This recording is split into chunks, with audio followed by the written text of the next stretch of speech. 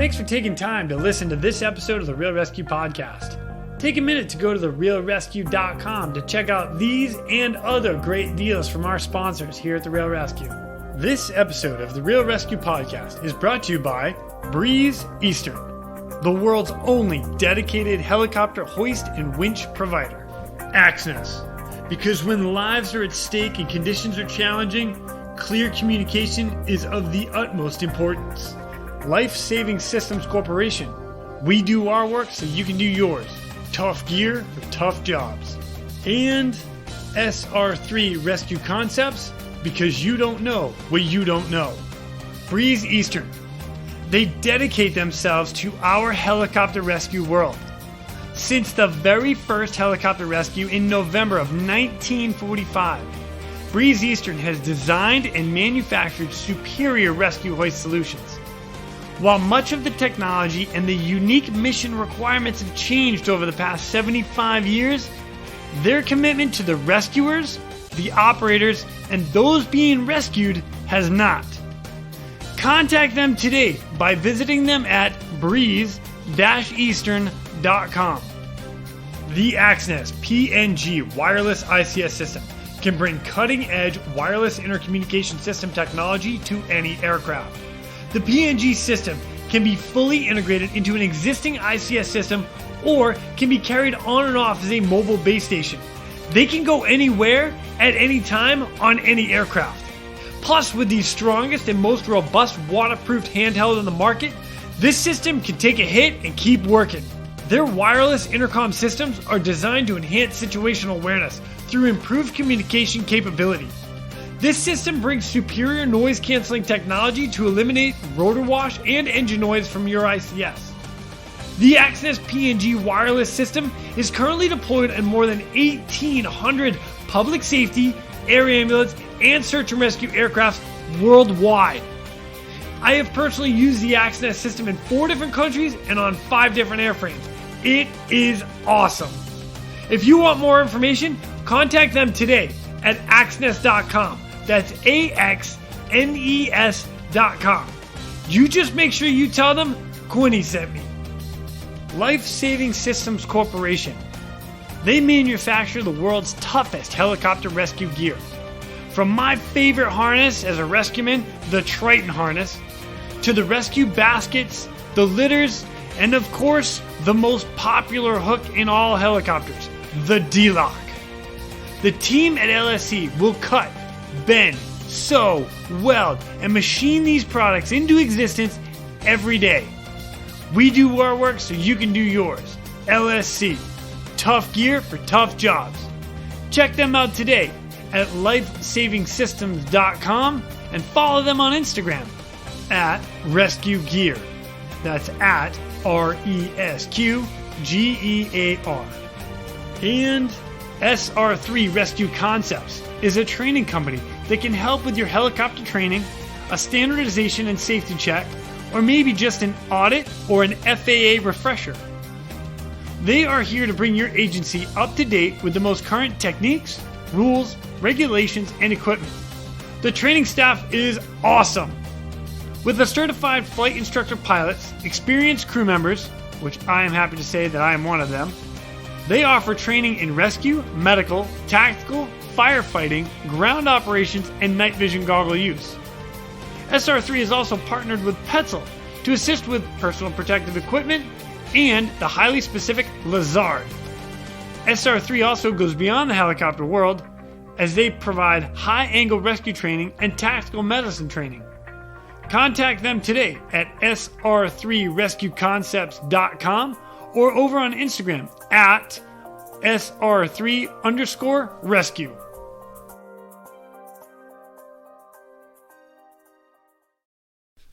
In this special Memorial Day episode of The Real ResQ, we'd like to take a minute to remember United States Coast Guard rescue swimmer number 404, Mr. Fernando Jorge. Fernando and the rest of his crew, including Lieutenant Commander Dale Taylor, Lieutenant Junior Grade Thomas Cameron, and Petty Officer 3rd Class Andrew Knight, lost their lives on 28 February 2012 in a helicopter training flight accident on helicopter 6535. I'd like to take this opportunity to remember all 4 crew members who lost their lives that day.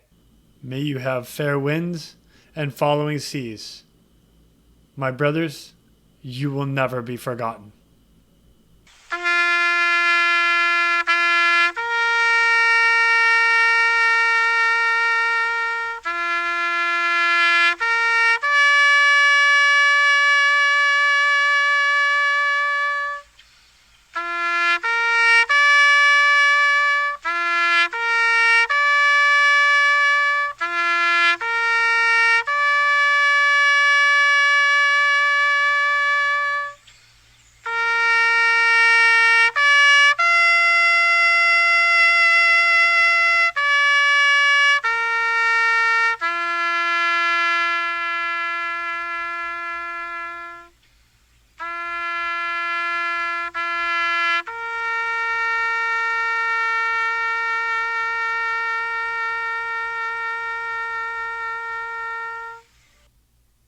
Thank you. My name is Jason Quinn. I am United States Coast Guard Rescue Swimmer number 500. These are my rescues and rescues from those of us that put our lives on the line every day so others may live. This is the Real ResQ Podcast.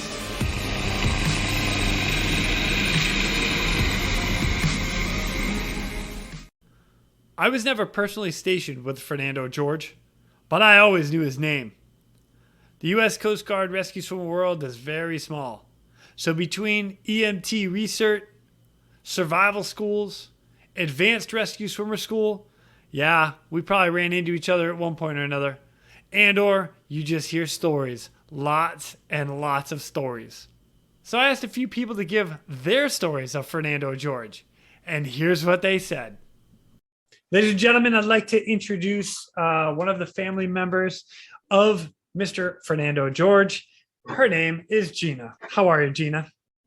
Hey, good morning, Jason. Great to meet you. Great to be here. Thank you so much for coming on. And you know what? Just a quick question from you. And really, we're looking for a little bit of background of Fernando. You know, like prior to him getting into the Coast Guard, you know, you have a little bit of a story, a little bit of background about how and why you joined the Coast Guard and why you went rescue swimmer. So if you could, would you share that with us?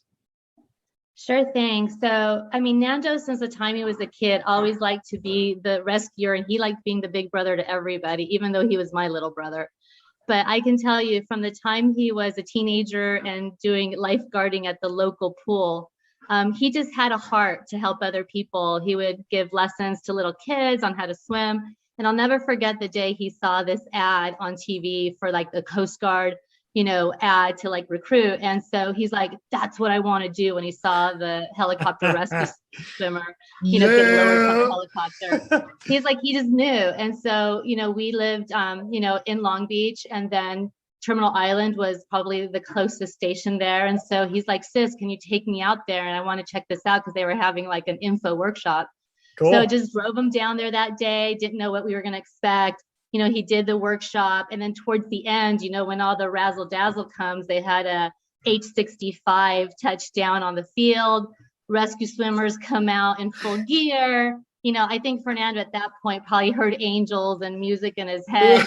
He just looked at me with these big eyes and he's like, that is what I'm going to do. And then we were done. Like he just signed up and that was it. So it literally was one of those, I think it was a calling for him. He knew it was what he was destined to do. He was willing to do whatever jobs he was asked to do on the boats for a couple years, going into the the Arctic with the cutters, and he didn't care. He's like, I will use a toothbrush to clean rails if it gets me to be a rescue swimmer. And that's just kind of the determination my brother had his whole life. And I'm sure all the stories his brothers in the Coast Guard will tell after me will probably be a good foundation for you to know that that started from long, long ago.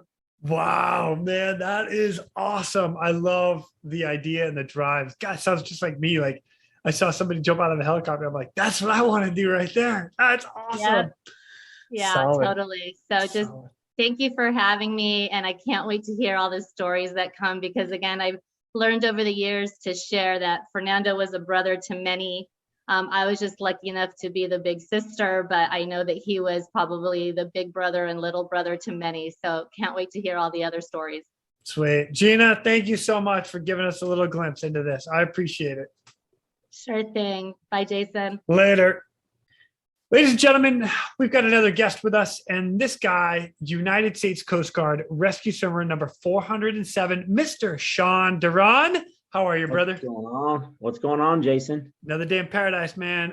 It's been a while since you and I have seen each other. We were stationed together up in Kodiak, which was an absolute pleasure for me, just so you know. Yeah, that was my second unit. That was amazing up there. Unbelievable. We had a good time. There's no doubt about that. Yeah. That's sure. Oh, it's funny. So I'll tell you what, man, you and I have talked a little bit. You know Fernando George from A school. So I just want a little bit of background from you guys were, you met in A school and then you were stationed together at your first unit. So is that right? Shoot. Yes, absolutely. Okay. So, okay. Yeah, we met in A school. He was the class ahead of us. And we ended up getting stationed together, our first units, with Master Chief Dyer, who was Chief Dyer back then. And then we actually also got stationed together in Los Angeles at LA Air Station. Sweet. So, that's awesome.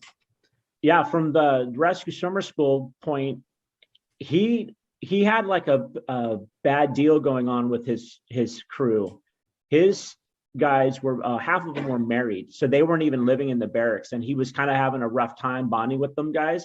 So he kind of started hanging out with us after school, and that's how we started to first bond and grow together out there, is just raising hell after school in Virginia Beach, running around there. No, we didn't, Sean. We were dedicated to our training. We did not party or anything after school. We got our proper rest and nutrients. Yes, we did. Oh, that's such a lie. Anyway, you know what? We celebrated every time we passed a day of school. That is true, man. I think we're probably lucky we didn't have microbrews back then. Oh God, no kidding. Man, I think it was just like Red Dog beer. Oh God, I totally remember that stuff? Yes, it was terrible. I hated it. Oh man. So, anyway, yeah, we started bonding there. He was hanging out with our class with Skimmin and Tate and the rest of us. And then when I found out we were getting stationed together, people were asking me, because the one thing with Nando is, you either love that guy or you hated that guy. You're like, oh my God, that guy is like, he just rubs me the wrong way. Or you're like, that guy is the greatest guy that's ever lived. Like he's the greatest. He's like my brother for life. Yeah. That's how it was. And that's how it was for a lot of swimmers with Skimmin and Tate and a lot of the other guys. Totally. It's like you either loved us or you hated us. So I think that speaks volumes though, because it just shows he was always his true colors. And that was just how Nando was. It was like, this is who I am, take it or leave it. Yeah. So I really respected that from him. So I think what really helped bond Fernando and I while we were in rescue swimmer school is we would go out and do our runs, even like on the weekends and stuff. We'd go out and just try to get stronger and hit the pool and just keep cranking.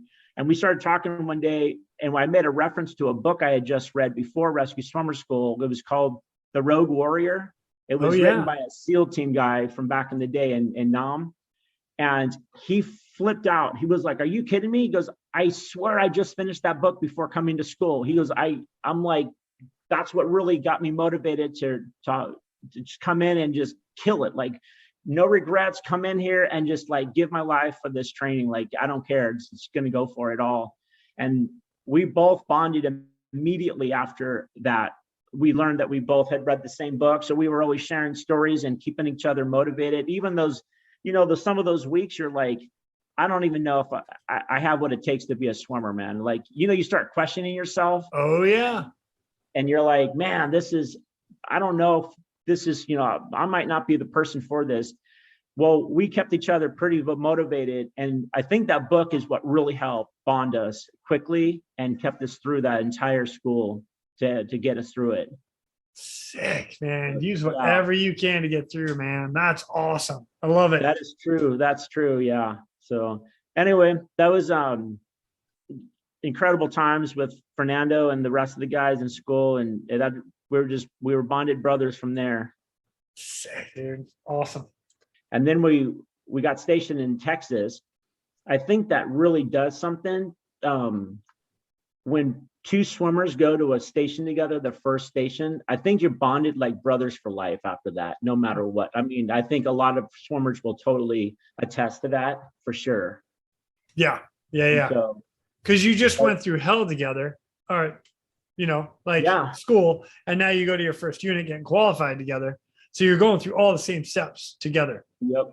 Totally. Yeah. And then once we got to Texas, we worked our butts off to get qualified as fast as possible.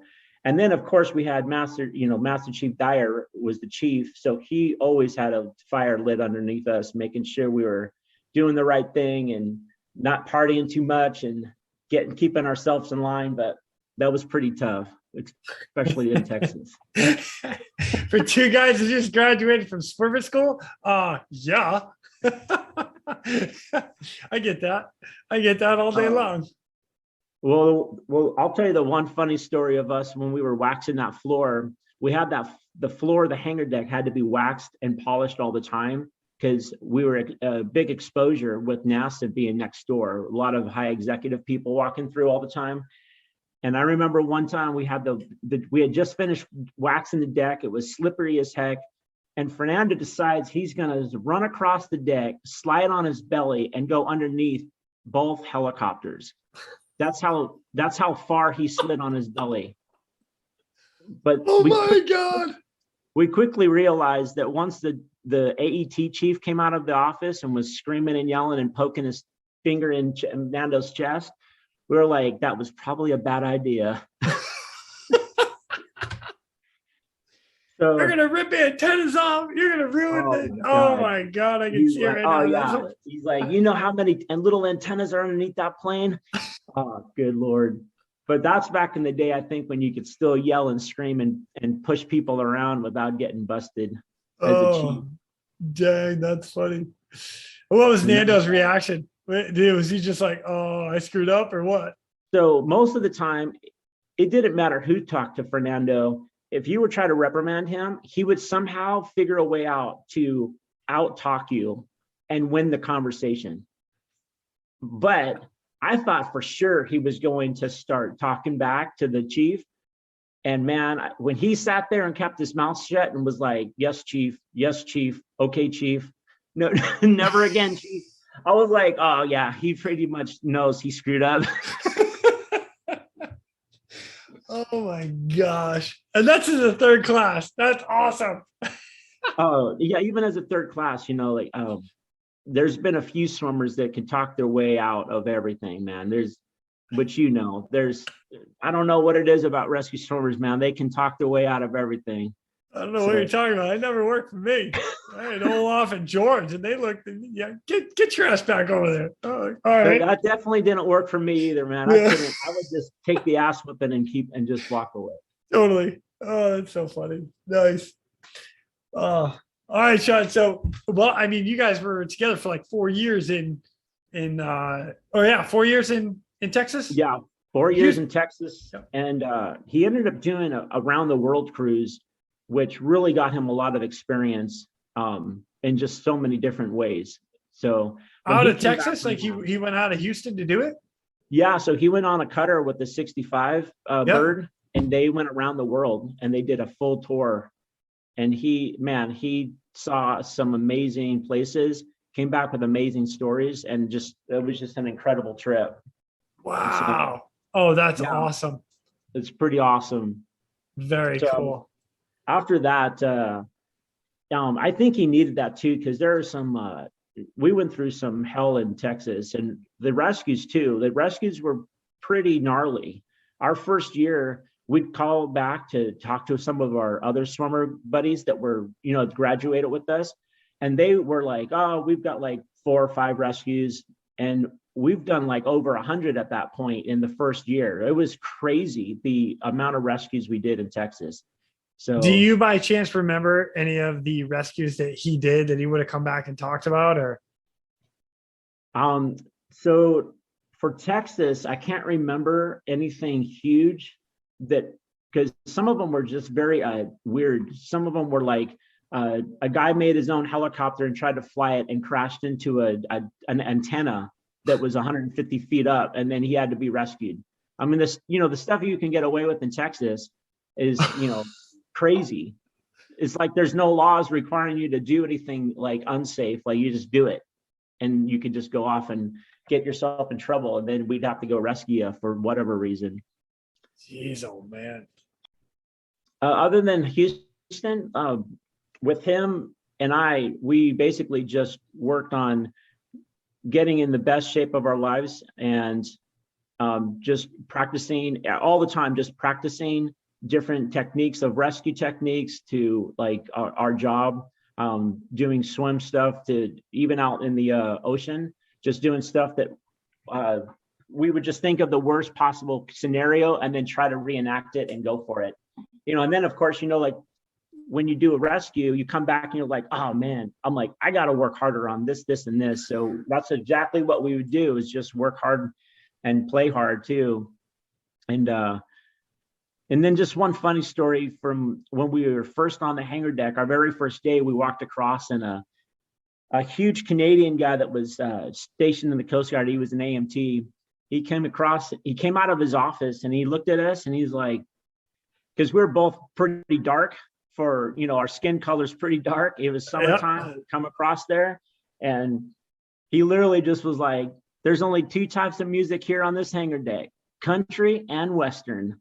So don't even think about playing any of that hip hop crap, because he knew we were both from California. So Fernando just starts laughing.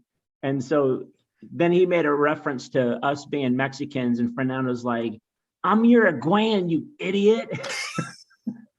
So he always had to correct people on like where he was from, because he's from Uruguay and people were just automatically assume that he's from Mexico. That is hilarious. He was always having to correct people, and but that was great because he wouldn't hesitate, man. He would just go right in your face and like, let me educate you, boy. Like, you're an idiot. So that is fantastic. I love it. And then we just had fun. Like when we got stationed in LA, he did a bunch of TV shows, Tactical to Practical, Nickelodeon, just different TV shows, little things that he would be involved with, or I would be involved with. And so I'm sure those things are floating around somewhere of him doing some of that stuff. But yeah, we had some really good times together for sure. Man, that is awesome. Dude, that's great. I love these stories, man. These are like, it's the whole shop camaraderie that we have, and the brotherhood, just laughing about random stuff. I mean, and the stupid shit we do. And you're like, oh, that probably wasn't a good idea. That's hilarious. He had amazingly dry humor, man. He could always cracking jokes and pulling pranks on everybody. It was good times, man. That's awesome. Dude, Sean, thank you for sharing just a little glimpse of your life with Fernando. It's an absolute pleasure to have you on. And I'm so glad we get to do this to remember him. So I appreciate it. Absolutely, Jay. Thank you so much for putting this all together and doing this. I know it's a lot of work and you're trying to wrangle everybody and get them all scheduled for their appointments who sometimes don't make it on time. I don't know what you're talking about, Sean. Sorry for being late. I really appreciate it, Jason. Thank you so much, man. You're welcome, brother. I look forward to talking to you again soon, man. Absolutely. Cool. Later. Ladies and gentlemen, I would like to introduce our next guest. He's going to give us another couple more stories about Mr. Fernando George, and that is our brother, United States Coast Guard rescue swimmer number 450, Mr. Ed Hannah. What's up, my brother? How are you? I'm doing well, man. How are you? I'm good, man. Thanks for coming on and sharing a couple stories with you and Fernando. You and I talked a bit offline already, but you guys were stationed together in Houston, which was your first unit out of school, and him and Sean Duran had just graduated a little bit prior too. So basically the three of you guys coming in as third class, busting butt to get qualified and go flying. So, yeah. And that's where you met him, right? Yeah. I mean, Fernando and Sean, they came and met me. I literally drove into Houston that night, like a Sunday night. I was going into the shop first thing Monday morning, and they met me and took me out for a dinner and a drink, and they were kind of like my mentors. Fernando was always kind of that. He was always the guy that I knew I could go to. If I had a question and learning the ropes and everything. Fernando actually was the one that I got to go out on my first night duck flight with. I was kind of graduated from school February 13th, Friday, February the 13th and so what a day. Yeah, no, right? So, like 2 weeks later, I'm there at the shop and I'm still waiting for my orders to go to EMT research, kind of thing. So, kind of in this limbo stage and they were like, well, Fernando's got, a flight tonight. He's got to do some swarm work. You go and be his duck. I'm like, great, cool. this is awesome. I get to use my gear that actually just give me, So make sure you pull it all out of plastic. Right, yeah. I got all the tags pulled off. Right. So, I am, we're hopping in, and I'm actually getting to fly in the 65, and it probably, I'll have to go back and look at my flight records, but I think it may have even been my first flight in the 65. Oh, that's cool. Okay. And so in Houston, it's set there at Eglinton Field, so you've got some NASA stuff there. You've got some Air National Guard stuff there. There was like a continental, airport there, for commercial flights and stuff like that. But when you take off and you go south towards Galveston, Clear Lake is just like this little lake that's kind of just off the Galveston Bay there. And I mean, it's like a minute and a half of flight time to get there. Okay. So we take off, it's dark. And next thing, I hear the pilots on the radio, that the group, was calling us and saying, hey, we've got this flare sighting, so I've been around for a while, it was 3 years before I got to go to school. So I had some boat experience and small boat experience. And when I hear flare sighting, I'm thinking, great. That's like 4 hours on the water, sitting there bobbing up and down, seeing absolutely nothing, But Fernando, man, I mean, he was just like, whoa, yes, yeah. I mean, he's like ripping out his gear and throwing his fins on. He's got a snorkel, a massive snorkel. And he was just like, he was all ready to go. And I'm sitting there going, oh my gosh, maybe this is different. Maybe this is like something real, So I'm like going, crap, what do I do? Like, I was like, how do I assist? I'm just like thinking I'm the newbie, this never happened before. But he was so jazzed.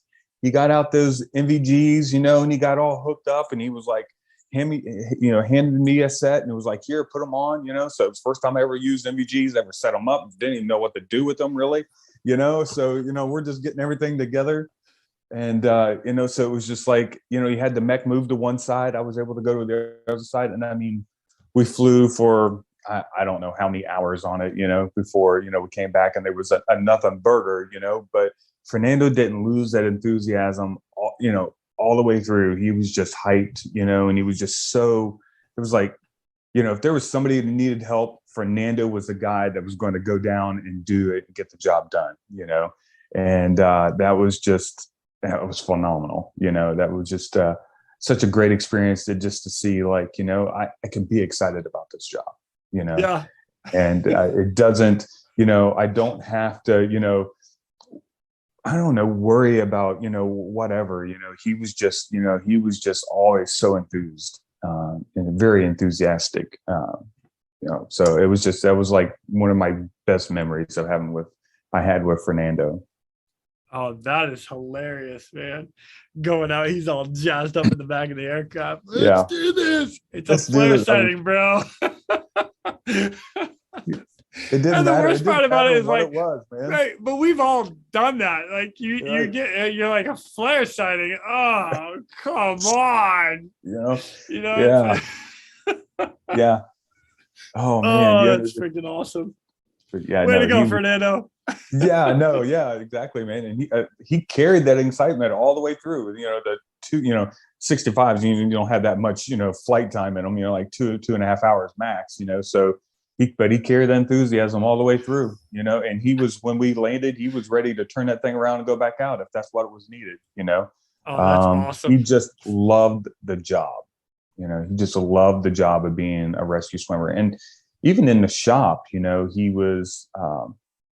He loved doing the maintenance too. It wasn't like he was just one-sided, one of those one-sided bros. Right. He was it was an ASM back in the day, right? So I graduated ASM, aviation right? survivalman. And we've talked about that here a little bit. Yeah. So we were ASMs then, and but he was that full, well-rounded guy, that he was not only the swimmer, but he was, whether we were working out, whatever, we were going, 100% at it, or if we was in the shop, he was doing it, and he was doing it right. He didn't like the shortcuts, from the way he taught me, so, and I appreciated that, I learned well under Fernando, and Sean, of course. Those guys were, we'd hang out after work or whatever. Fernando actually, I was engaged when I came to Houston. My wife and I, we got married while I was in Houston, and our first Thanksgiving, we invited Fernando over, and so I have pictures of him laying out on the couch, just having too much tryptophan, right, from the turkey.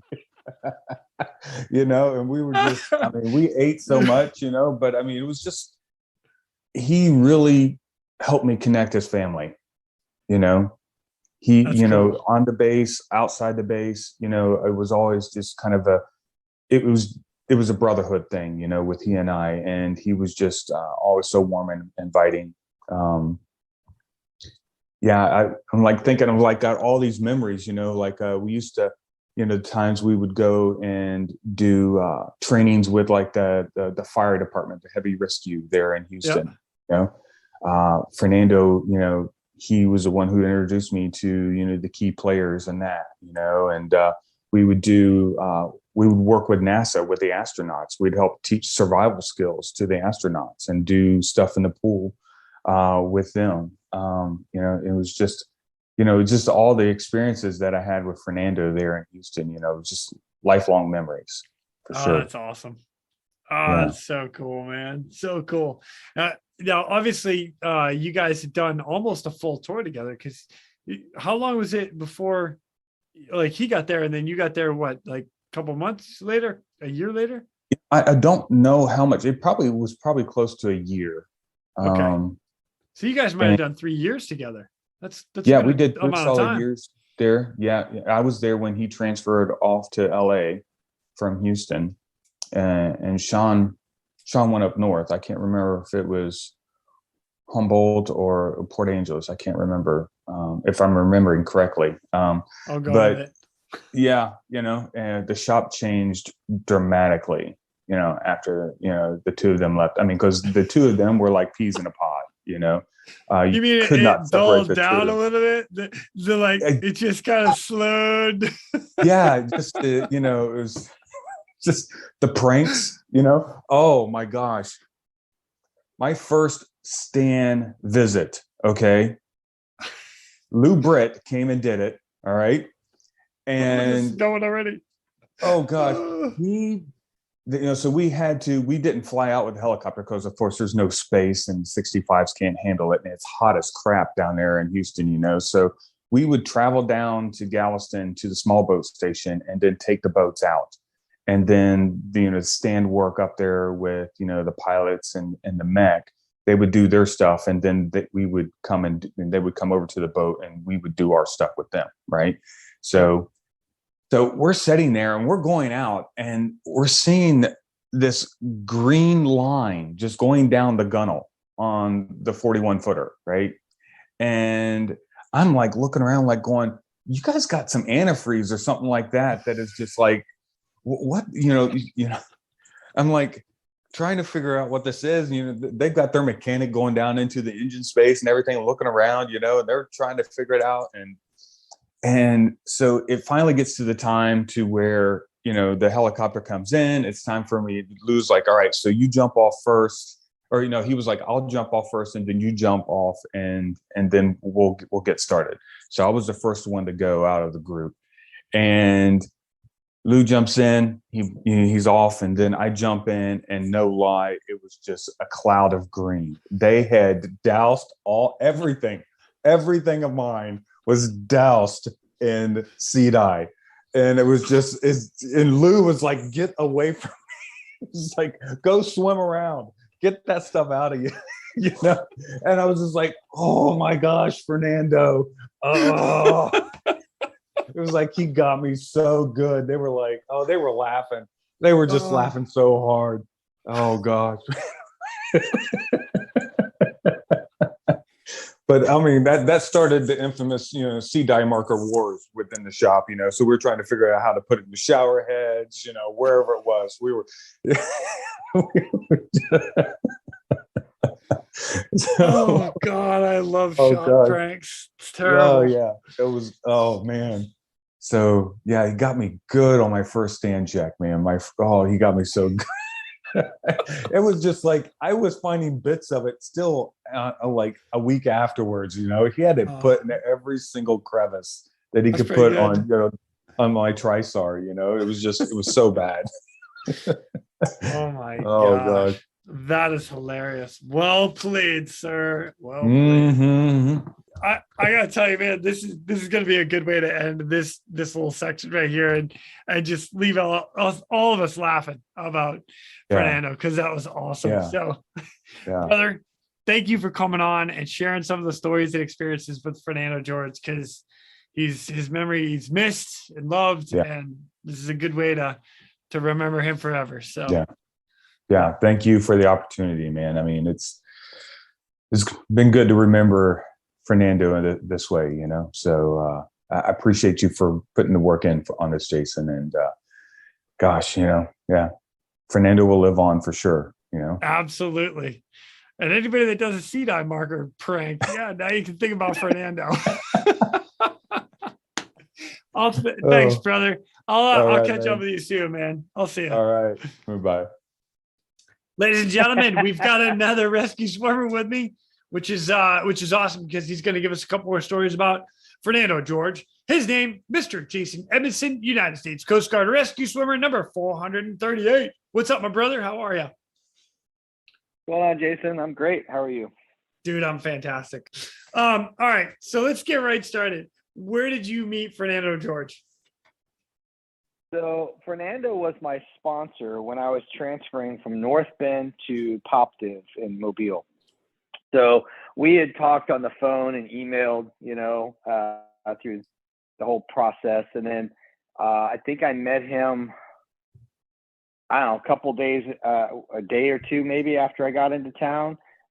We met up, to show me around and whatnot as my sponsor. And we just started hanging out, became bros right away. Well, that's easy. Nice. Now, you know what? We've talked to a couple guys, including Sean Duran and stuff, and he made the comment, Fernando is one of those guys, you either love him or you hate him. So what was your take? It is very, very true, because I know I had a lot of friends that I was buddies with that couldn't stand him. They couldn't stand him. He's a big personality, man. I mean, he's easy. He intimidates people easily because of his personality. He's the life of a party, and a lot of people, that's just too much for them to handle, right? And they don't like it. He's just always hyper. He's go, go, go. He's a lot of things. I loved it. I loved his energy. He was always, he'll do anything for a friend, anything. He was just a fantastic friend and human being. Man, that's awesome. I love it. Now, you guys, while you were down at Popdiv, you guys ended up in Antarctica together.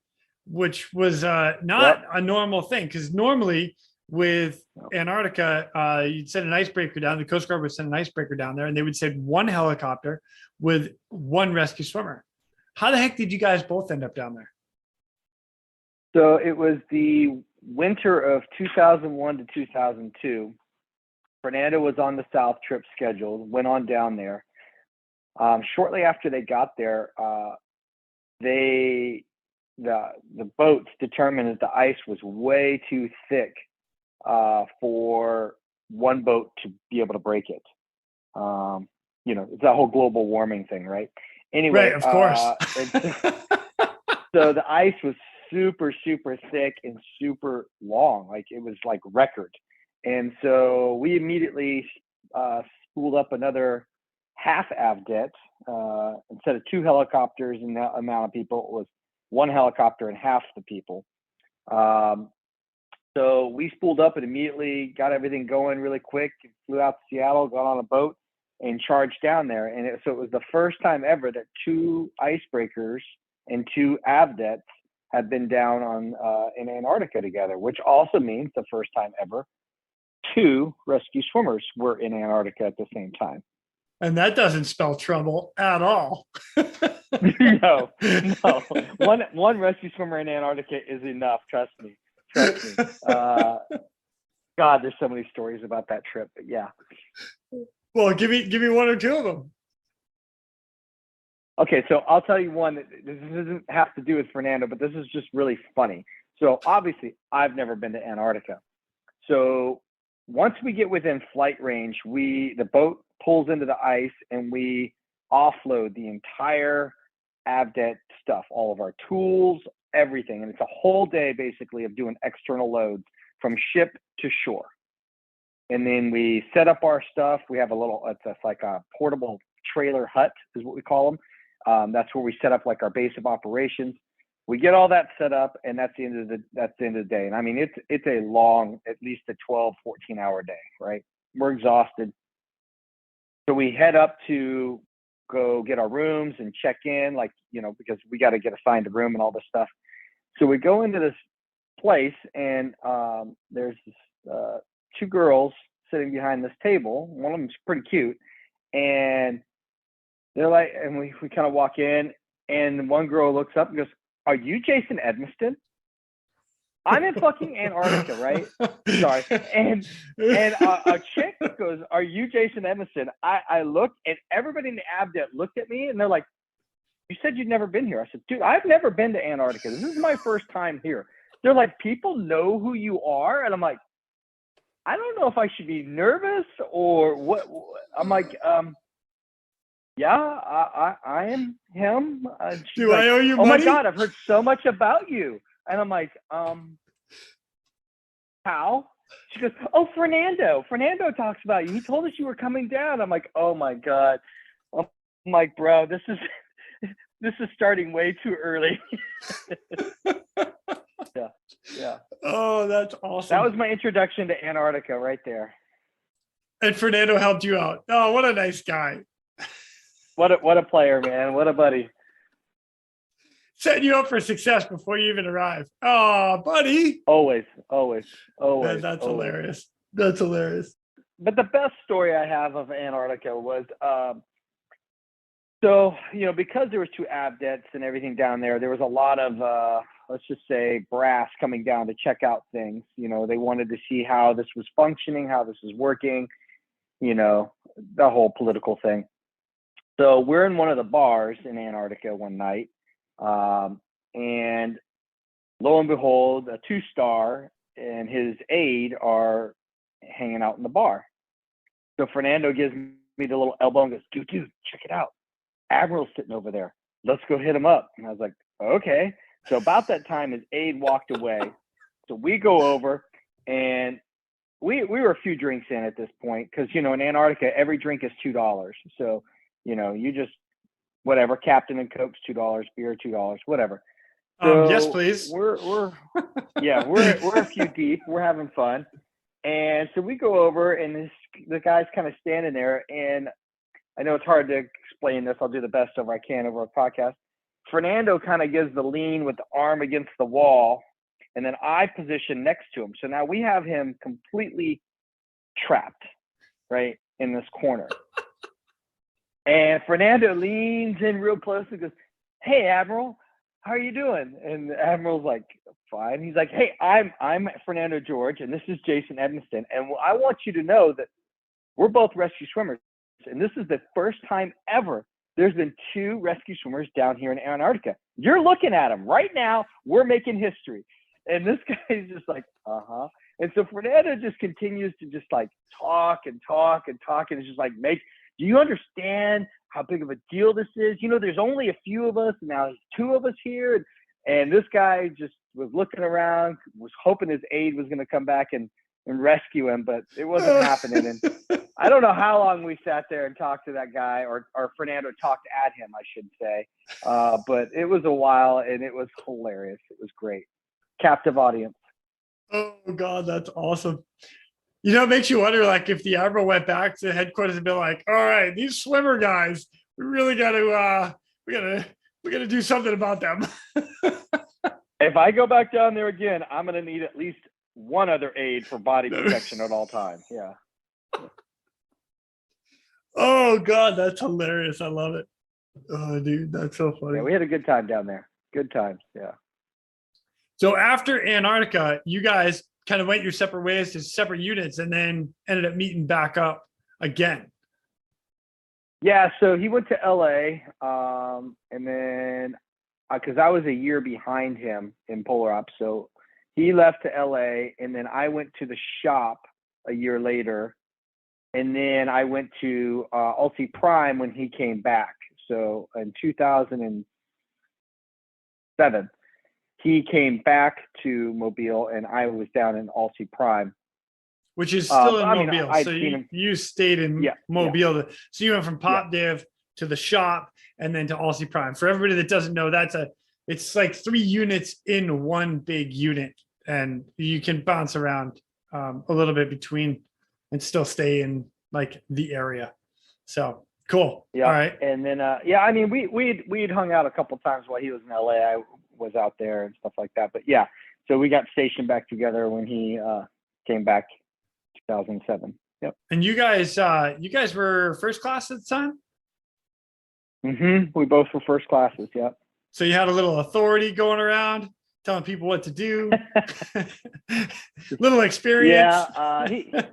Yeah. He was first before me. He came in and was running the shop. You know, he was the lead first class in the shop there, and I was down in Prime Unit just kind of doing my thing, you know, because just me and a senior chief down there.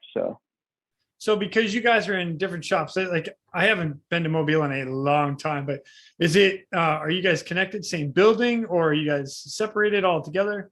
Same building. So we're both in the hangar. I was just downstairs of the hangar in Cubicle City, and he was up in the shop on the hangar floor.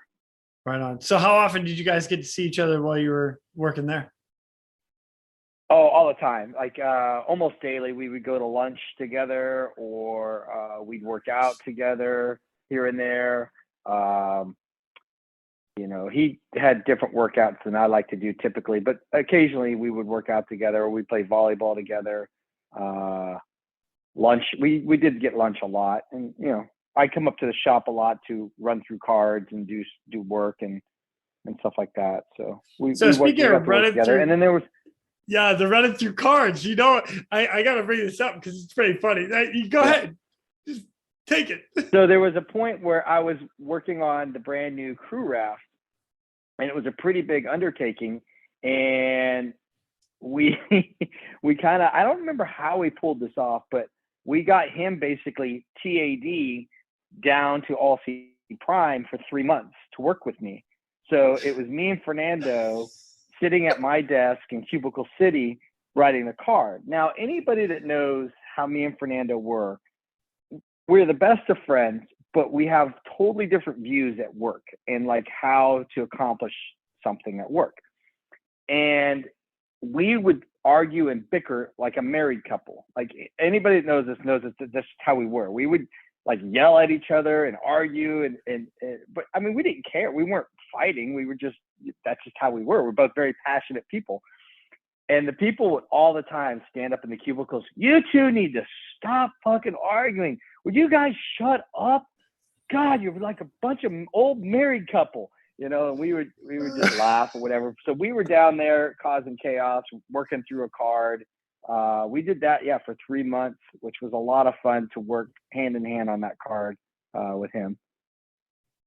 Yeah, and for people that don't understand or know this, is when you're basically writing the maintenance procedure, which is going to go out to the rest of the fleet, and you're trying to get all the bugs out of the writing, because when it goes out to the fleet, you're going to get all these changes like, oh, I shouldn't say this, it needs to say this. So you're testing it on guys left and right.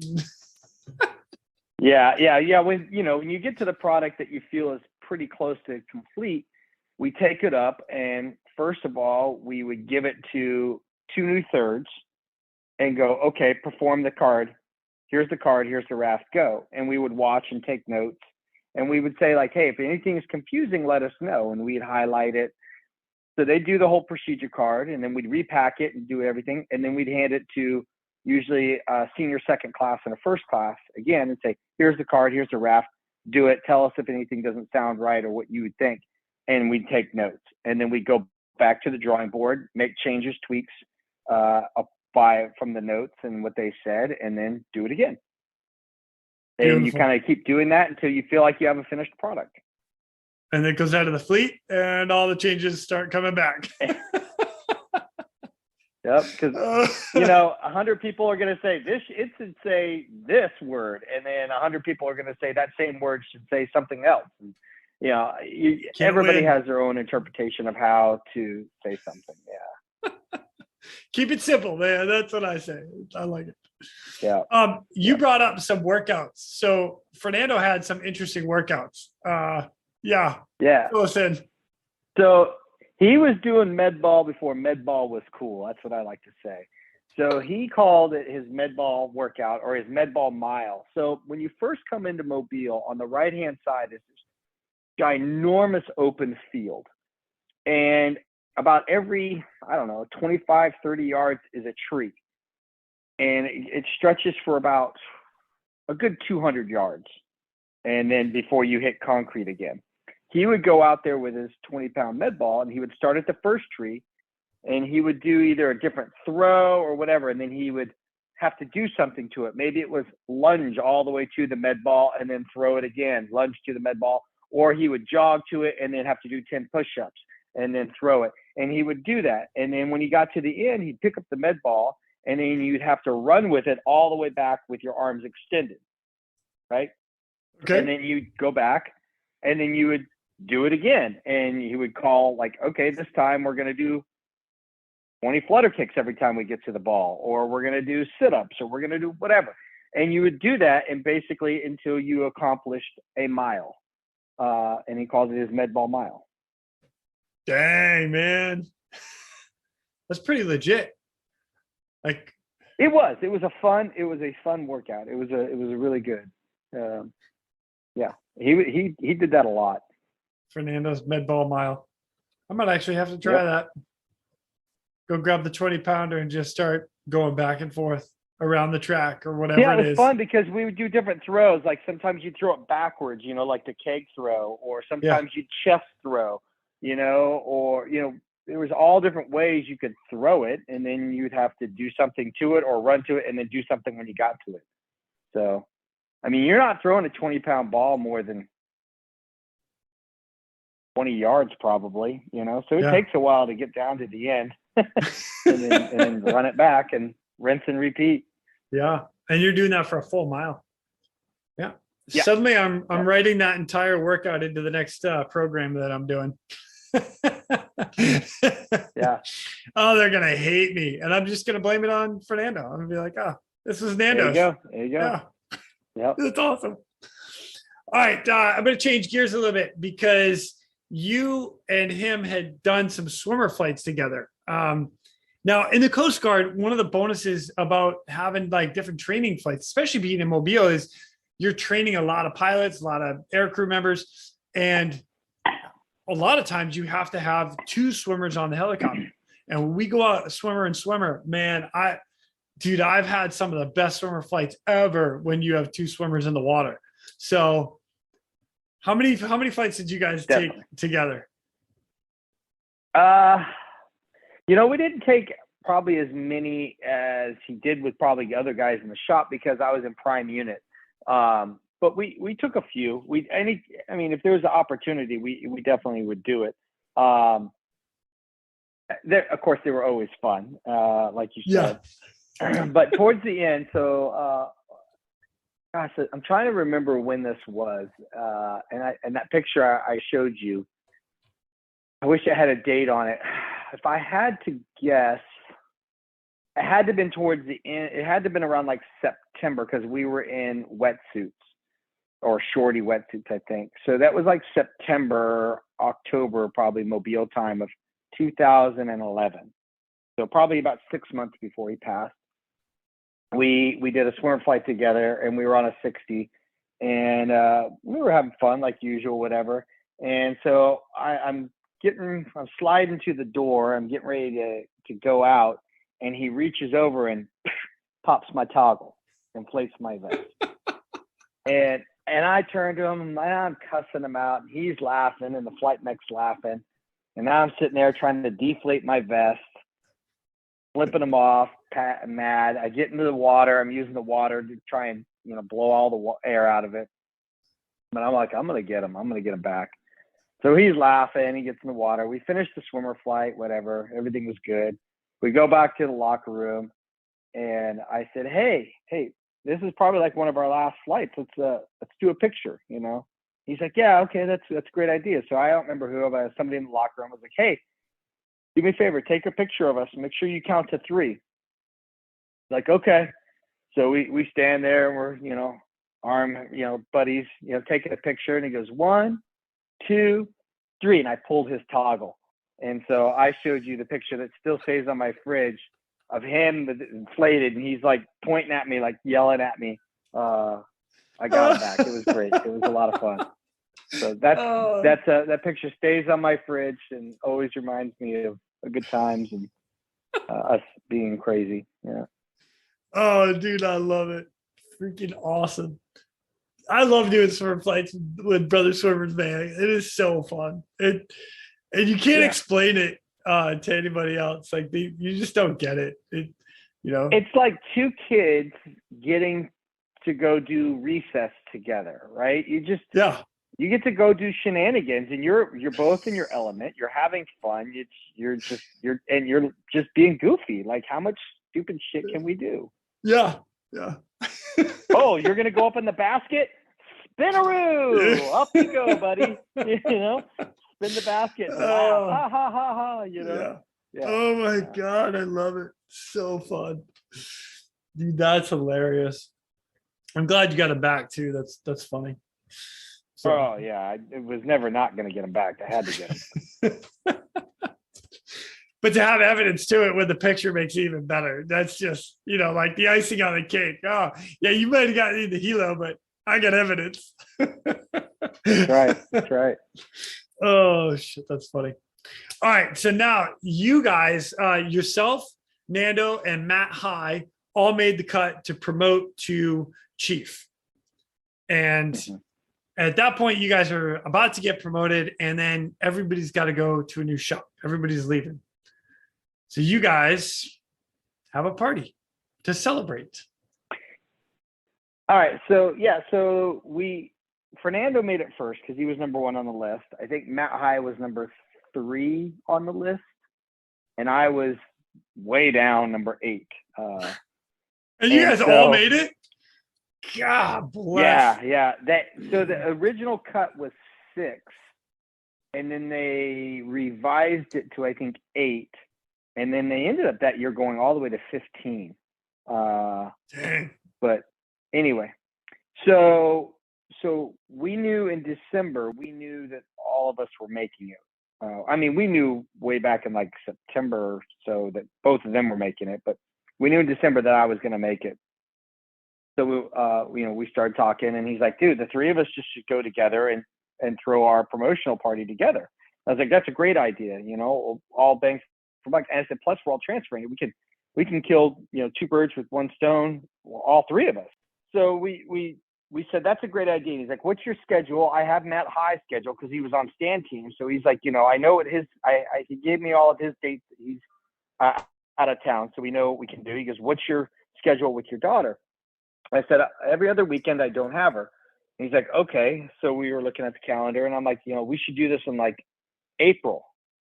And he's like, no, we got to do it sooner. And I was like, well, I said, that's easy for you guys. I said, I probably won't have made it by then. I'm hoping I make it by April or May.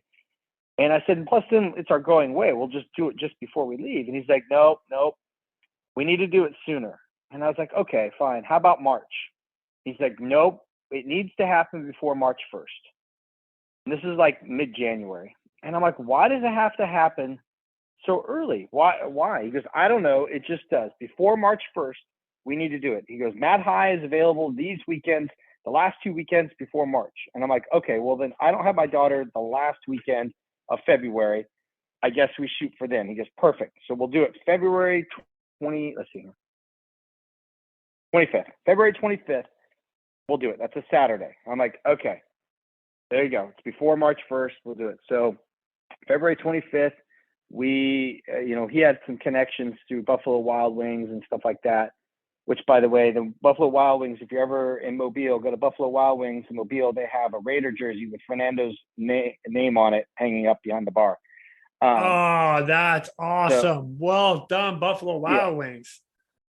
Yeah, he knew them very well there. So anyway, so they have like a party room, like a private room. So they let us have that room, and we just threw our party there.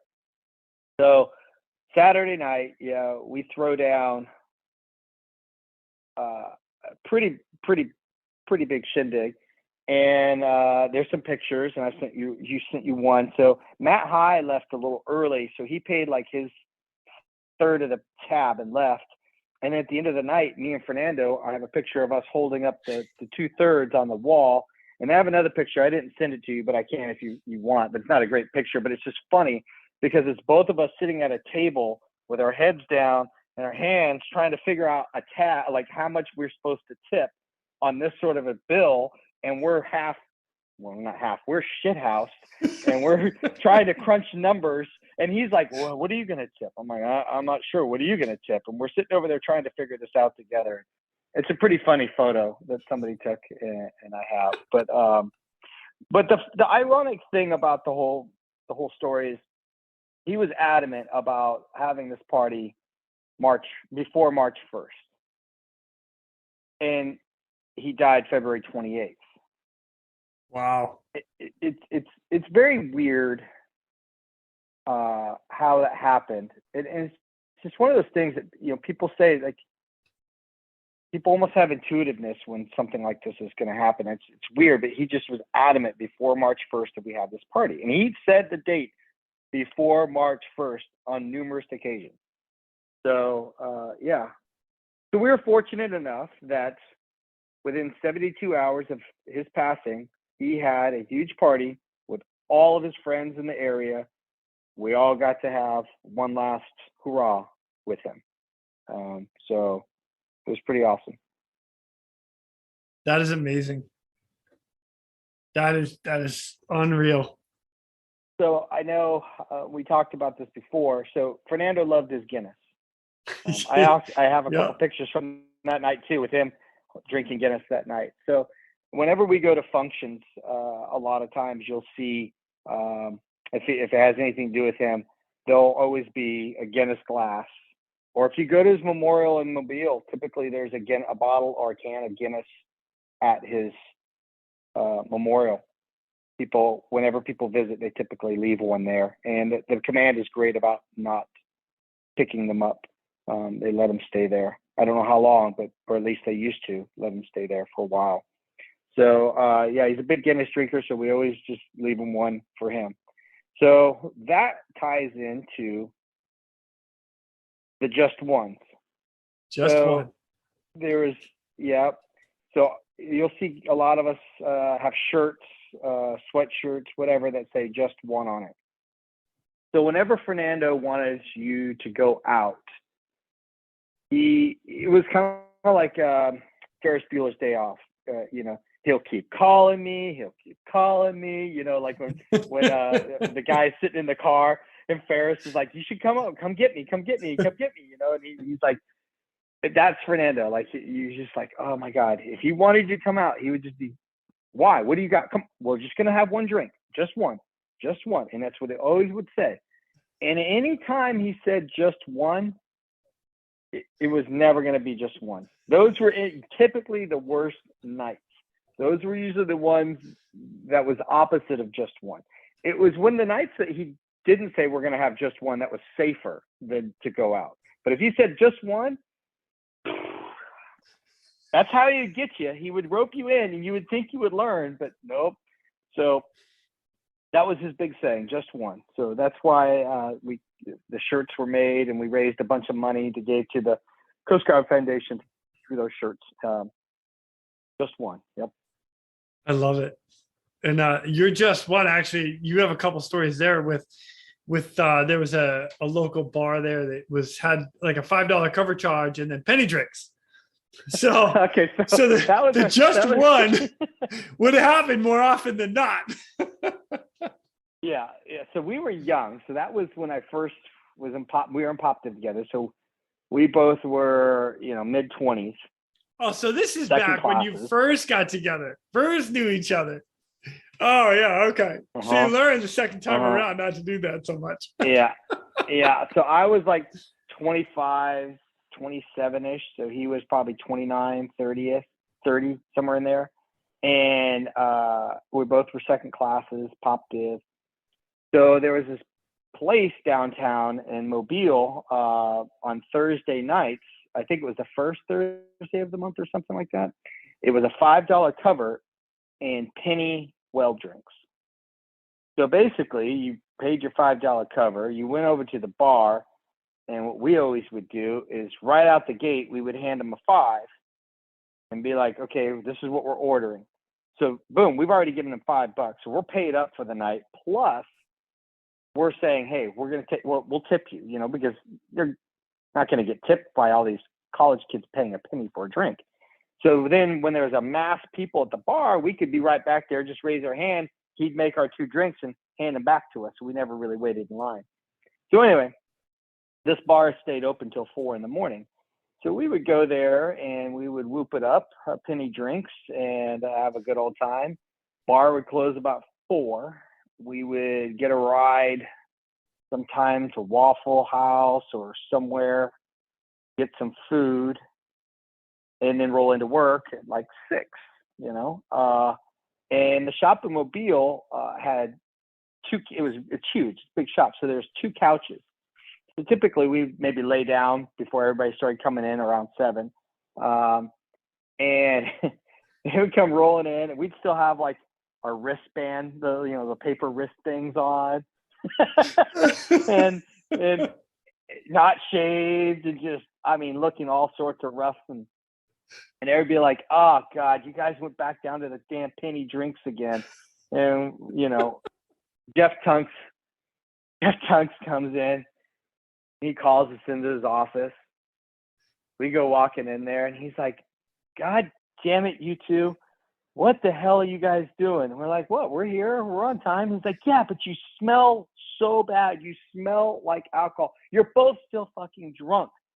Do not touch anything. Do not talk to anybody. Get out of my sight. Get out of my office. Just disappear, okay? You can't leave, but just don't do any work. And we're like, okay. So we would go and lay down on the couches and crash until like 9, 10 o'clock when it was time to go home anyway on a Friday, right? Friday Libo, right? Yeah, right. And everybody hated us because they're like, you guys are fucking worthless. You guys don't do shit Friday. We're like, Pop Dev. There's nothing that needs to be done for Pop Dev. It's Friday. We're out of here. So, yeah. Oh my God, I love it. Dude, that is hilarious.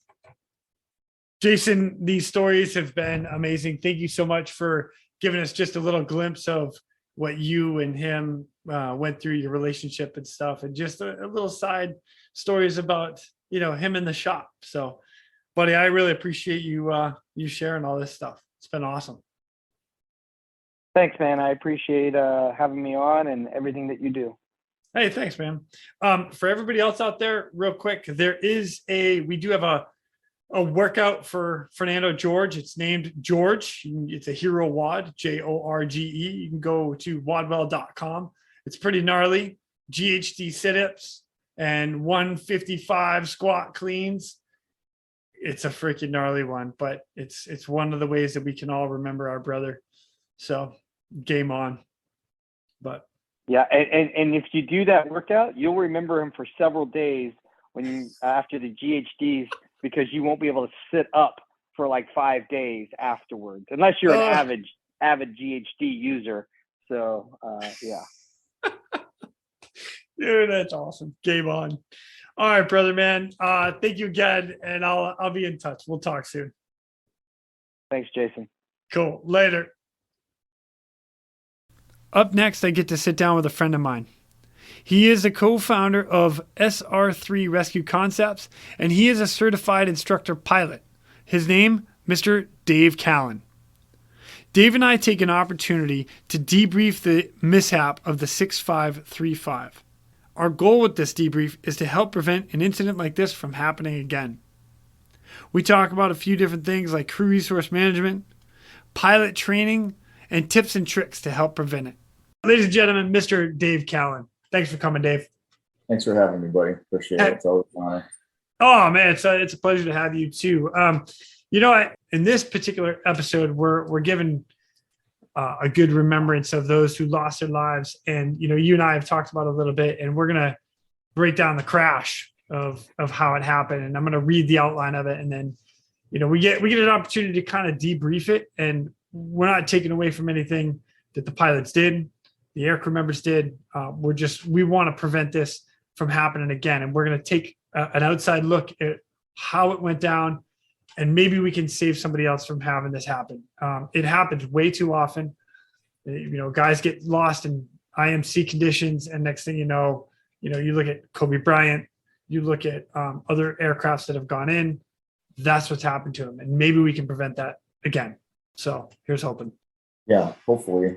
It's like you said, it's tragic because it's happened quite a bit over the years, both in airplanes and helicopters. And it is technically an avoidable accident, but it does happen all too frequently, unfortunately. So, and it's easy. We'll talk about that here shortly. But you can see how easy it is for this to occur, and to kind of catch you off guard. And next thing you know, you're kind of caught in the middle of this situation. So.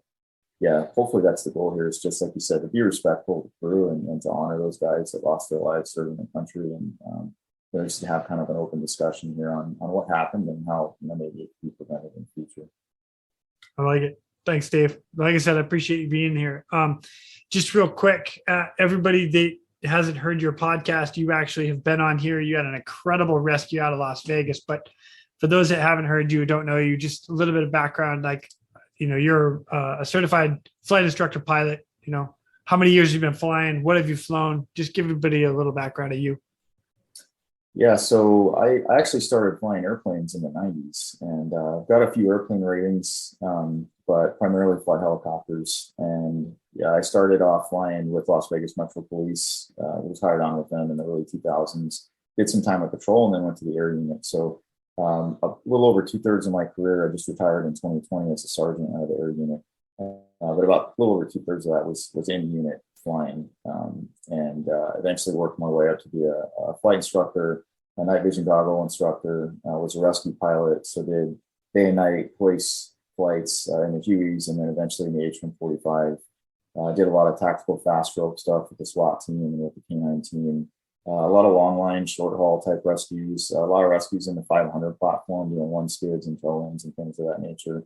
And then since then with SR3, one of the primary flight instructors. So fly pretty much everything now, all the Airbus, Bell products, Leonardo, pretty much everything. So just a lot of day and nighttime rescue experience. And then for me, a lot of mine was and is high altitude and very confined areas for hoist stops and short haul type stuff. So yeah, essentially that's my background, and a decent amount of helicopter ratings, got airplane and helicopter instrument ratings. I don't have to use them too much doing the SAR stuff, but yeah, decent amount of experience there, and that's kind of me in a nutshell.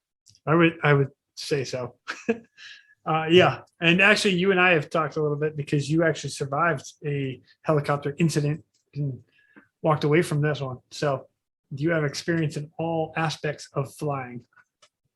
Yeah, I've had my share of emergency procedures, that's for sure. I've actually, I had two. I had a total flame out flying patrol in Las Vegas, and ended up doing an auto to the street, and then had another incident prior to that with basically low-end governor failure, and we had to do an auto to the street in Las Vegas. So yeah, I joke about it now, but I'm like, I prefer the rest of my time flying helicopters to just be bored at this point. Always my goal is just to be bored when I'm flying, Probably smart. Yeah. Yeah, but you know what? I'm glad you brought all that up, because I want everybody to know that you do have experience. You have been flying a long time. You do know what you're talking about as we go into this incident. And so we're not just a couple guys shooting the breeze trying to Monday morning quarterback this. We have experience. We've been flying for a long time, and that's why we're doing this. So with that, let me get into what we're going to talk about. So I'm going to read the overview of this in particular accident. And then, like I said, Dave, you and I are just going to kind of break it down a little bit and try to help those that are out there maybe prevent this from happening again. So the overview of this is dated on September 5th, 2013. This is right out of the Department of Homeland Security, U.S. Coast Guard memorandum, signed by Vice Admiral Currier. And the overview. This is the final action on the administrative investigation to the crash of the Coast Guard 6535 that occurred on 28 February 2012. Overview.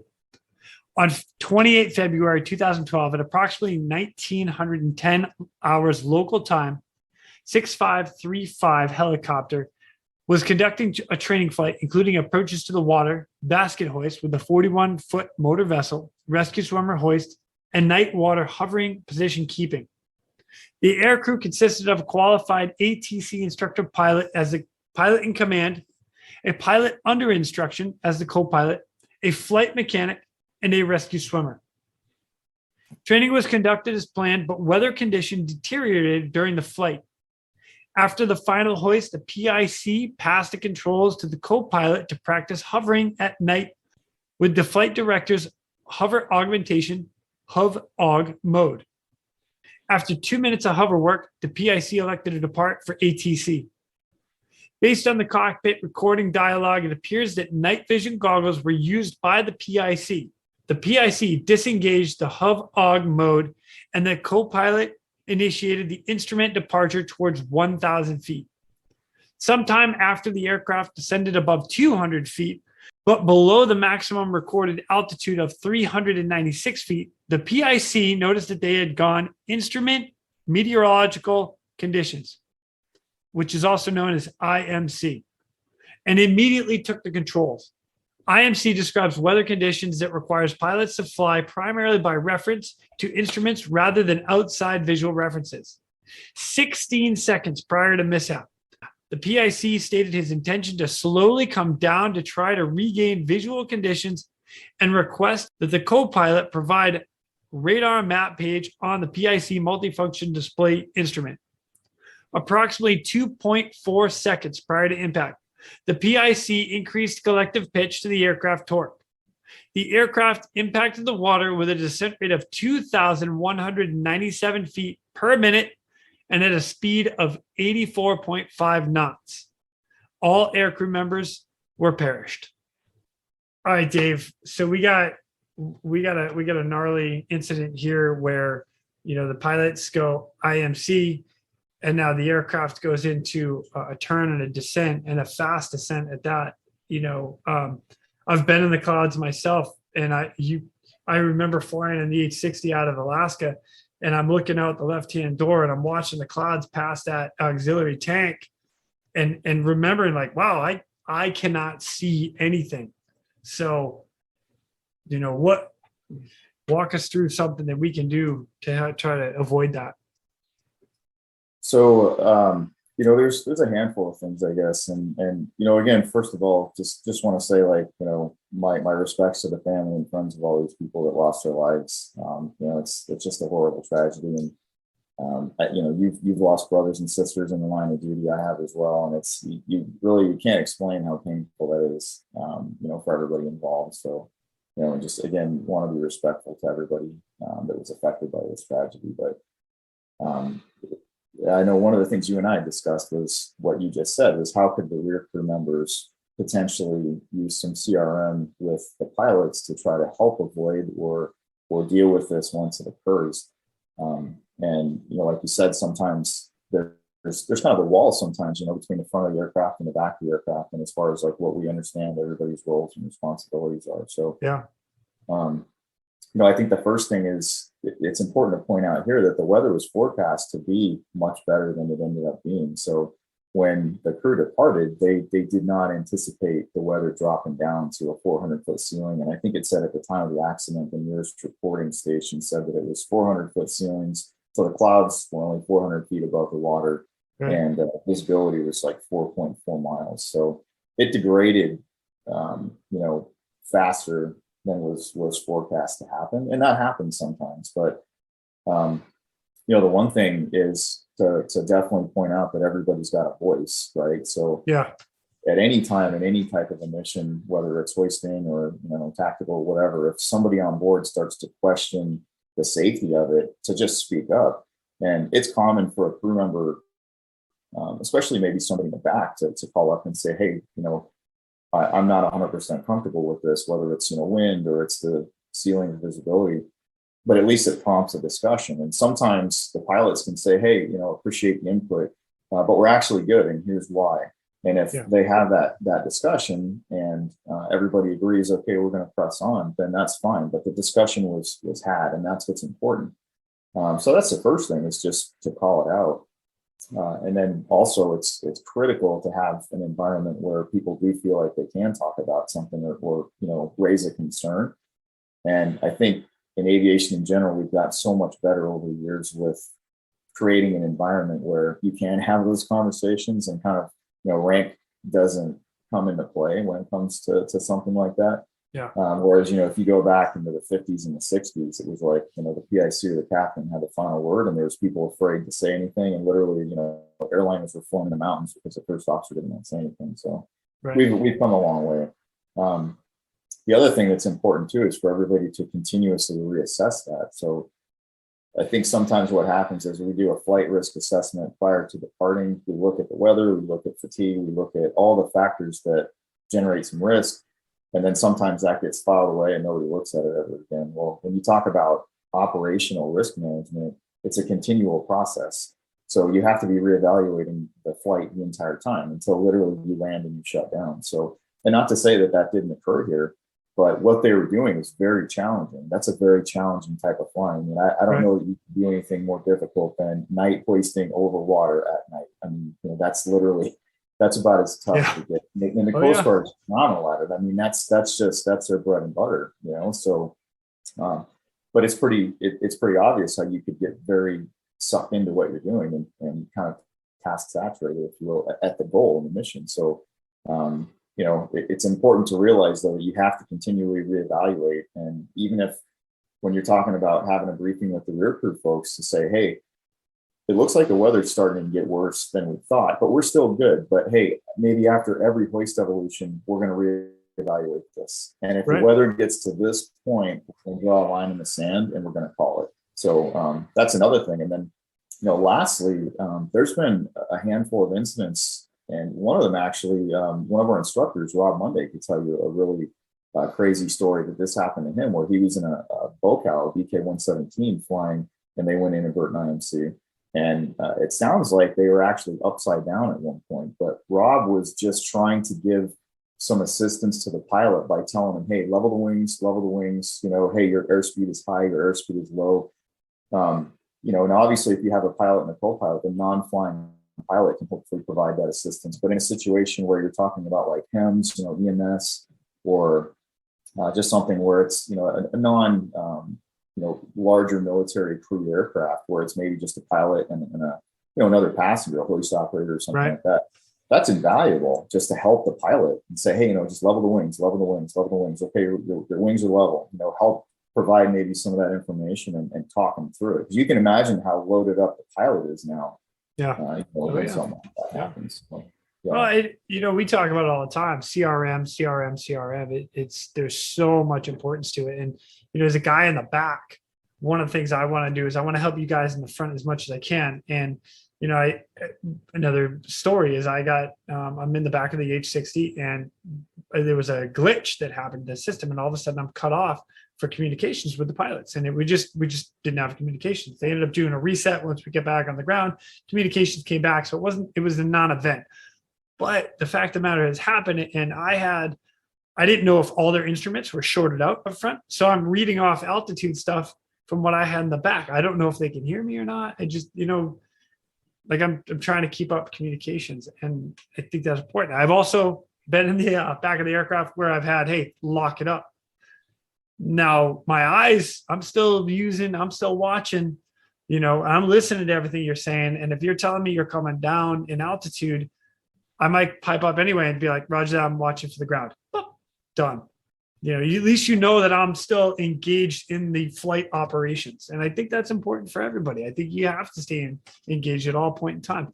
And I'm not saying that anybody wasn't engaged in this fight. It's just an important point to bring up for everybody.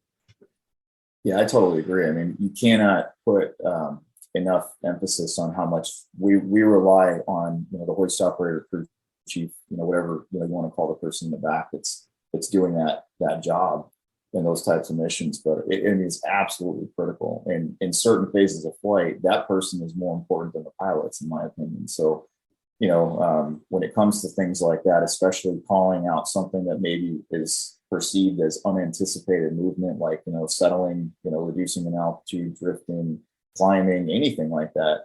I always tell the people I fly with, just call it out. I need to know. Sometimes we don't know, especially when you're talking about something like over water at night on goggles. That is critical. And something like losing the pilot's visual reference on the target instantly, that can turn into an emergency procedure, and it's very easy to lose control of the aircraft. So you have to call it out, and there's something to be said with the amount of teamwork required amongst the whole crew to make these things happen safely. So Dave, out of curiosity, you as a pilot, again, I'm not a pilot, I'm a crew member in the back, and I'll do everything I can in the back to help you guys up front. But if you're a pilot and you're flying into something that's IMC, so now you've lost all visual reference and now you have to fly instruments, is there something that you can do that helps you get out of that situation or prevent something like a descent to the ground like this? Again, this specific incident, is there anything that you could do to prevent something like this happening again? So to prevent it, I think it's a lot of the stuff that we just discussed.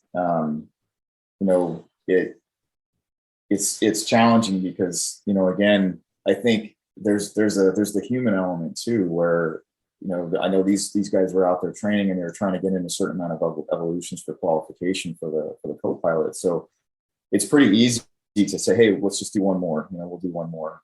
So again, I think the biggest thing is just for somebody to speak up and call that out. And just a lot of times the rear crew folks are a little bit more detached than the pilots are, because the pilots are pretty, they're pretty loaded up, I guess, with the flying portion of it, especially when the conditions are challenging. So a lot of times that person in the back, like you, has a little bit more of an ability to kind of look at the situation from a detachment point of view and say, hey, you know what, the weather's actually coming down. And plus, like with you just in the door with the door open, I mean, you can see everything. We can only kind of see what's in front of us and maybe out to the side. So that's another thing, is you may have a much better opportunity to look out the door, especially if you're not on MVGs.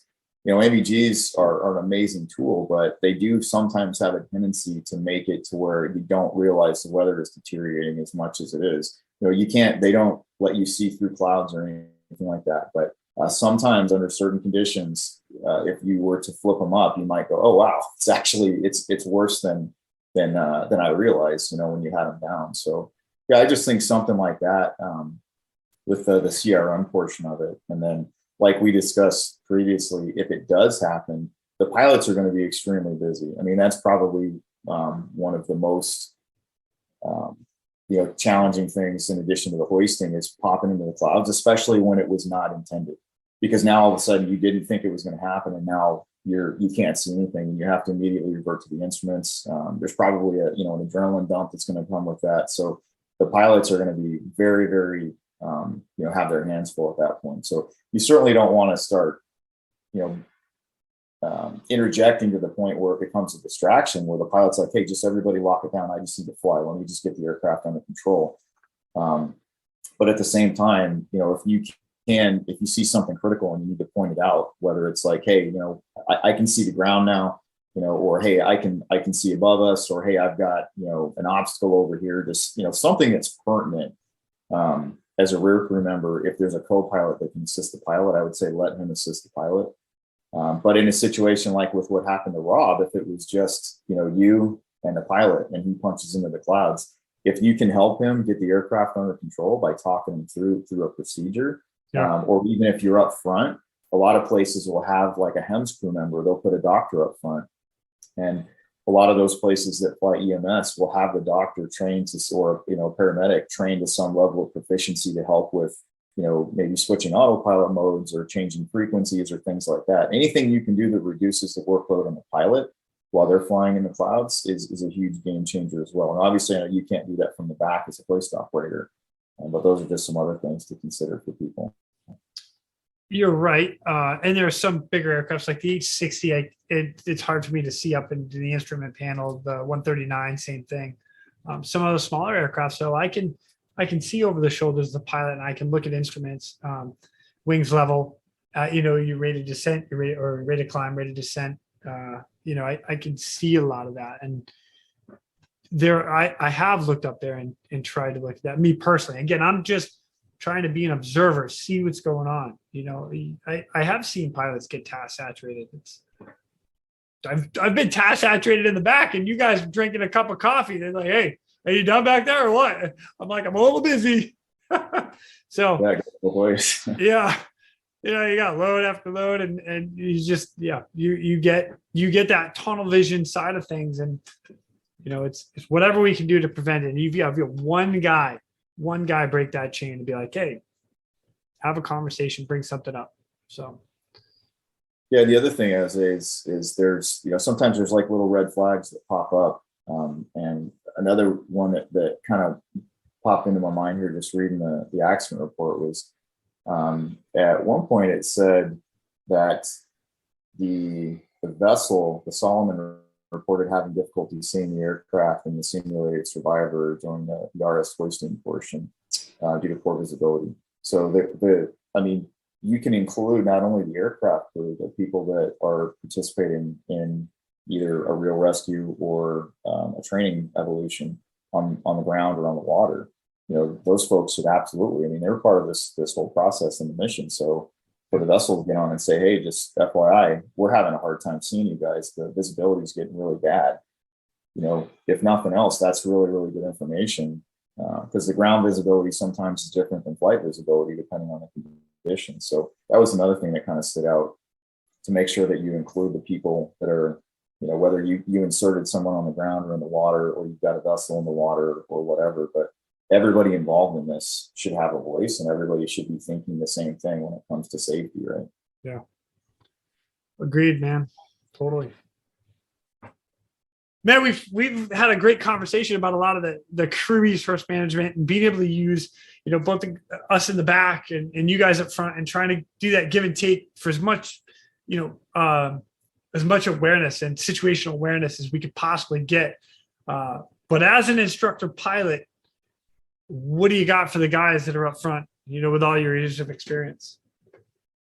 Yeah, so a few things I would say. First of all, believe it or not, there are quite a few people out there flying helicopters rescue missions that don't have an instrument rating. There's some places where it's just not required, or there's other places where they, maybe they don't even, consider flying in those types of conditions, but the training is invaluable. So even if you have no intention of ever flying in the clouds, getting an instrument rating will not only make you a much better pilot, it's a very challenging rating to get, but it much better prepares you for an inadvertent IMC encounter. So that's one. And then the other, when it comes to training, there's a few things. So simulator training is amazing. It's great. It has the ability to force you to not be able to see anything and have to just fly on the instruments. It doesn't give you the same feeling unless you're in a full-blown, level D type simulator of the movement, but it's a great tool. There's a new device that's been manufactured recently called the Icarus device that is something that attaches. It's a clear shield that attaches to a helmet, either through an MVG mount or other means. And it allows the instructor pilot to adjust the level of obstruction to the student's view. So the cool thing about it is you've got this clear shield over your eyes, essentially. It almost looks like a half shield hockey helmet if anybody out there plays hockey, but I do. Well, yeah, I do too. But your instructor can slowly reduce the visibility until you go completely to where you can't see anything, and it can be adjusted based on what the panel looks like in the aircraft that you're flying. Because the old-fashioned way that we've had to do for years is, you wear like the hood is what everybody calls it. So it's some sort of a view-limiting device that the pilot wears, and they're either like a big hood device that covers the top of your vision, so that you only see the panel, hopefully, or like some glasses that have a cutout where you only see the panel. But one of the downsides to that is, for one, you can't control how much you can or can't see. And with that Icarus device, it's a little bit more realistic, because you can see, and then all of a sudden it just dissolves, and now you can't see. And that's pretty much what an actual inadvertent IMC encounter would look like. But the other thing is, that's cool. You can as pilots, and I would challenge any of the pilots listening to this to tell me if you've never done this, because I would call BS on it if you've never done it at least once. But if you're flying during the day, or where you do have the ability to see visually, you can kind of sneak a peek underneath the hood or the goggles. And what I always tell guys when we're doing this type of training is, hey man, don't cheat, don't look underneath that thing, because it's an uncomfortable feeling. If we do what we call unusual attitude training or inadvertent IMC training, where you're simulating losing control of the aircraft, you put the aircraft in a bit of an unusual attitude, and then you have the student recover looking at the instrument panel. Well, most of the time when we do that, to make it realistic, we want the student to feel something other than what they see when they look at the panel. What I mean by that is, you might look at the panel, get on the instruments, level the aircraft, and get under control, but your inner ear and your brain are telling you that you're turning, you're climbing, you're descending, and it's a pretty uncomfortable feeling. But that's the point. Is one of the main goals of that is to not only get you to where you can get the aircraft under control, but to be able to kind of fight through that, if you will. So I always tell guys, hey, you're seriously cheating yourself out of training that can legitimately save your life, because if you just look underneath these things and cheat and get the thing under control visually, you might as well not go out and do it at all. So that's a really big thing. The other thing would be, if you do get into inadvertent IMC, there's a couple procedures, but the main one is you just immediately transition to the instruments, get the aircraft under control, and climb. And as uncomfortable as that is, because you're thinking, man, I would really like to just either turn around and go the other way, which that's another procedure as well, is to just do a 180-degree turn and try to pop back out of it, or to potentially, just climb, get on the radio, declare an emergency, and, ATC can help you. There's, depending on if you have an instrument rating, you could eventually, fly an actual instrument approach to get back to an airport. But my point is, you need to commit to the procedure, as difficult as that is. When you're in the clouds, you're in the clouds. And for these guys, I can see exactly how they thought, hey, we just barely popped into them, and the PIC said, hey, I'm gonna try to just slowly descend and get back into the MC conditions to where we can see again. Yeah. And it's very tempting to do that. But you just need to commit. If there's a procedure in place, and that's almost always what it is, you just climb, maintain control of the aircraft, and deal with the emergency from there. And then on that note as well, depending on what you're flying, you may have some autopilot or systems that can help you out. So it could be something simple like just a basic, 2 or 3 axis autopilot, or it could be something very advanced like a 4 axis autopilot, in some of the bigger aircraft. But if you have automation, use it. Anything you can do to assist you with keeping the aircraft under control, highly recommend using it when you can. And initially, when it happens, I mean, it's hugely shocking. If you talk to anybody that's had this happen to them, they were just like, man, I can't believe that, for one, that it happened. And then when it did, for a second, I was in denial. And then, it's pretty terrifying, honestly. The guys that I've talked to that this has happened to, that they survived it, I mean, they'll tell you, man, it was pretty intense until they were finally to get back out of the clouds, especially if they weren't expecting it. So, really, that would be the majority of what I would say. But you can't put a price tag on an instrument rating. That's the biggest thing. Awesome. Well, man, Dave, I thank you for coming on and just kind of sharing some of this stuff. I appreciate it. I hope there's a lot of people out there that take this to heart, because this is a tragedy that we don't want to see happen again, So. Yeah, absolutely. Again, it's an honor always to be on here and to talk with you. I appreciate the opportunity, and again, just can't say enough about the sacrifice that crew made for their country. God bless all of them. Thanks, Dave. I appreciate it, brother. I want to take the opportunity to say thank you again to Gina, Sean, Ed, Jason, and Dave for joining me here to help us remember our lost finned brother, United States Coast Guard rescue swimmer number 404, Mr. Fernando Jorge. And with that, ladies and gentlemen, we are out of here. Go. Thank you for tuning in. We hope you enjoyed this episode of the Real ResQ Podcast. Please take a minute to like, subscribe, and hit that share button. I'm pulling chocks and taking off. But before I go, if anyone out there has a rescue story they would be willing to share, I would be humbled and honored to have you on as a guest. Or if you have any questions about rescue or anything else we talk about here, send an email to jason@therealresq.com. That's Jason at TheRealResq.com. You can also check us out on our web pages, therealresq.com, our Facebook page, and our Instagram page @TheRealResQ. Again, a special thank you to all of you staying on the watch today. Always remember, when that SAR alarm goes off, those in distress are praying for a miracle. They are going to get you. Until next time, fly safe and swim hard.